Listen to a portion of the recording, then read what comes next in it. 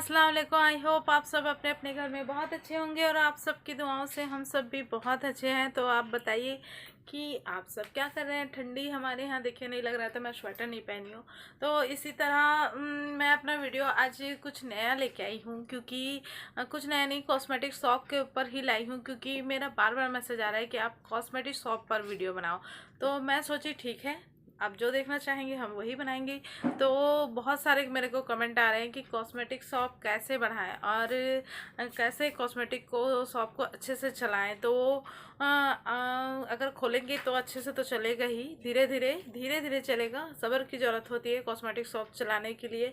ऐसा नहीं है कि खोलते साथ कस्टमर आपके पास तुरंत आ जाएंगे और बोलेंगे मुझे ये दे दो, मुझे वो दे दो, है ना। तो कॉस्मेटिक शॉप में सबसे पहले आपको क्या करना है मैं बताऊंगी। ये 4 या 5 स्टेप हैं जो आप करेंगे तो आपका कॉस्मेटिक शॉप चलने नहीं दौड़ने लगेगा और बहुत अच्छा दौड़ेगा। जैसे मैंने भी छोटा सा खोला था, आप मेरे पहले का वीडियो में देखिएगा कि मैंने सिर्फ 8,000 में कॉस्मेटिक शॉप स्टार्ट किया था। तो अभी आप देख सकते हैं कि मेरे पास लाखों का माल है। तो इसी तरह आप चाहेंगे तो कॉस्मेटिक शॉप छोटे स्तर से खोल कर भी आप अब उसे बड़ा करके और लाखों तो नहीं हजारों ज़रूर कमा सकते हैं, ठीक है। तो आप सबसे पहले अपने कॉस्मेटिक शॉप में क्या चाहिए, तो लोकेशन, है ना। तो आप जहाँ भी कॉस्मेटिक शॉप खोलते हैं आप वहाँ प्लीज़ देखिएगा कि आपका लोकेशन अच्छा है। मेरा तो फ़िलहाल अभी थोड़ा अंदर हो गया है, लेकिन मेरा बहुत साल से हो गया है तो फिर भी चल रहा है, अच्छा चल रहा है। तो आपको मैं बता रही हूँ कि आप कहीं भी खोलें तो लोकेशन देखें, वहाँ स्कूल हो या तो एक बस्ती हो या तो एक रोड वाली जगह हो, तो वहाँ आप खोलिए। तो लोकेशन बहुत ज़्यादा ज़रूरी है कि लोग कभी स्कूल वाले जगह में खोलोगे ना तो बच्चे आते हैं, तो इसीलिए स्कूल वाले जगह खोलो। मतलब जो मार्केट वाली जगह में खोलोगे तो मार्केट वाले आते हैं। बस्ती या मतलब गांव के अंदर तो नहीं, बस्ती के अंदर खोलोगे तो बस्ती वाले भी आते हैं। और कुछ भी, जैसे हमारे यहाँ प्लांट है तो प्लांट वाले भी आते हैं मेरे कॉस्मेटिक शॉप में, मेरे पार्लर में, और बस्ती वाले भी आते हैं, ठीक है। तो आपको मैं पहला बताई लोकेशन, ठीक है। आप लोकेशन देख कर खोलिए। अगर आपको थोड़ा बस्ती के अंदर भी मिल रहा है तो कोई बात नहीं, आप खोलिए। धीरे धीरे आप एक लेडीज से 2 लेडीज, 2 से 3, 4, 5 ऐसे करते करते आप फेमस हो जाएंगे। फिर आपका पार्लर और अच्छा चलने लगेगा, ठीक है। अब दूसरा, कॉस्मेटिक शॉप में सबसे बड़ा चीज़ दूसरा, मान लो आप कॉस्मेटिक शॉप तो खोल लेते हैं लेकिन वहाँ का प्राइस, आप प्राइस लेडीज़ क्या होती है 1 से 2, 2 से 3, 3 से 4, बहुत जगह जा जा के कई जन प्राइस पूछती हैं और कई जन को प्राइस पता भी रहता है। ऐसा नहीं है कि एक कान का जैसा दिख रहा है। मान लीजिए आपको बताती हूँ मैं अभी ये, ठीक है ना, ये एक कान का आपको दिखाती हूँ, देखिए कितना सुंदर है ना। तो ये एक कान का आपको दिखा रही हूँ। मान लीजिए मैं 140 में बेचती हूँ और मेरे ही बगल वाली कॉस्मेटिक शॉप वाली 130 में बेचेगी, तो मेरा कॉस्मेटिक शॉप पे प्रभाव पड़ेगा ना। मान लो कस्टमर 10 रुपये कम भी कराता है तो फिर उससे जाकर और 10 रुपये कम कराएगा, तो उससे वो 120 रुपये मिलेगी, मेरे से 130, लेकिन उसे 10 रुपये ही याद रहेगा। और वो आप वो हर कोई ऐसा नहीं होता, हर किसी को नहीं बोल रही हूँ मैं, लेकिन अधिकतर वैसे लेडीज होते हैं जो एक दूसरे को बताते हैं कि उस दुकान में महंगा मिलता है तो आप उस दुकान थोड़ा कम जाइए। तो आप कोशिश करिए कि आप थोड़ा कम कमाइए, और जो बहुत सारा सामान ले रहा है उनसे तो और थोड़ा कम कमाइए, कि कम कमाइए ताकि वो आपसे सामान ले जाए और हमेशा बना रहे।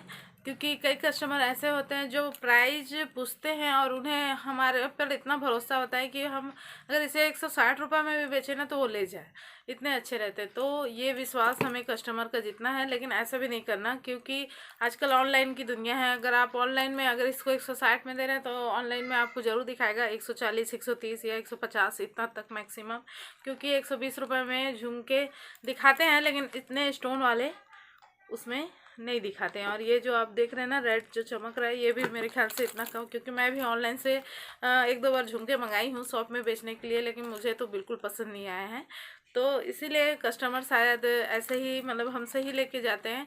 तो प्लीज़ पहले प्राइस को अपने शॉप का अच्छे से अच्छा रखिए ताकि कस्टमर इधर उधर ना हो, उन्हें आपका प्राइस आप बोलें तो उनको आपका प्राइस अच्छा लगे। वैसे तो कस्टमर बोलता ही है, आप जितना रुपया भी लगाइए आपका को कस्टमर बोलेगा ही। मेरा 10 साल का एक्सपीरियंस है, मैं आपको बताती हूँ कि वो बोलेगा ही कि आप महंगा बेचते हो, है ना। लेकिन हमको अपने ऊपर विश्वास है कि हम महंगा नहीं बेचते हैं। तो बस यही विश्वास के साथ आप ये चीज़ करिए, ठीक है। उसके बाद आते हैं हम अपने दुकान की सजावट पे, ठीक है ना। अब कुछ आप सुने भी होंगे, जो दिखता है वही बिकता है। तो देखिए, मैंने तो कोई बड़ा बड़ा रेक नहीं लगा रखा है, कांच का रेक। तो मैं लोहे के ही रेक में काफ़ी खुले खुले में सजाई हूँ, क्योंकि प्लांट एरिया है मेरा। उसके बावजूद आप देख सकते हैं, मैं आपको दिखाती हूँ बैक कैमरा करके। ये इस टाइप का चूड़ी, बैंगल और इस टाइप का बैंगल वगैरह और लिपस्टिक को आपको दिखा सकती हूँ ऐसे करके। यहाँ मैं कुर्ती वगैरह भी सेल करती हूँ। जो आप मेरे में से जो न्यू वीडियो देख रहे हैं, और ये टेडी है, देखिए इसका भी प्लास्टिक फट गया है, इसे भी सजाना है। मतलब कुछ कुछ जो जो आप बेचते हो पूरा ही मत सजाइए, क्योंकि डस्ट बहुत ज़्यादा होता है, तो पूरा तो सजाना मुमकिन नहीं है। क्योंकि देखिए मैं बॉक्स में भी रखी हूँ, वहाँ पर आपको दिखा रही हूँ वहाँ। तो हर चीज़ को, और कुछ कुछ को नीचे भी रखी हूँ, देखिए इस टाइप का। तो हर चीज़ को सजाना तो मुश्किल है, क्योंकि बहुत सारे सामान होते हैं कॉस्मेटिक शॉप में। तो लेकिन ऐसा रख दीजिए ताकि कस्टमर जानने लगे कि आप अंडरगारमेंट रखते हैं, झुमके रखते हैं, डायपर रखते हैं, मेहंदी रखते हैं, मतलब वो जो भी है ना। तो आप अपने शॉप को सजा के रखिए। वैसे भी कॉस्मेटिक शॉप सजा हुआ ही अच्छा लगता है। तो ये है सजावट, और मैं अभी और डेकोरेट करने वाली हूँ। और ये है मेरा साड़ियों का स्टोर, जो छोटा सा है। तो फिलहाल यहाँ भी मुझे सजावट करना है, लेकिन इसे तो मैं सोची हूँ कि अभी ऐसा दिखता है मेरा कॉस्मेटिक शॉप। तो आपको मैं कह रही हूँ कि कुछ भी चीज़ थोड़ा थोड़ा लेकिन सजा के रखिए। तो सजावट भी बहुत ज़रूरी है। उसके बाद आते हैं हम, लोकेशन हो गया, प्राइस हो गया, सजावट हो गई।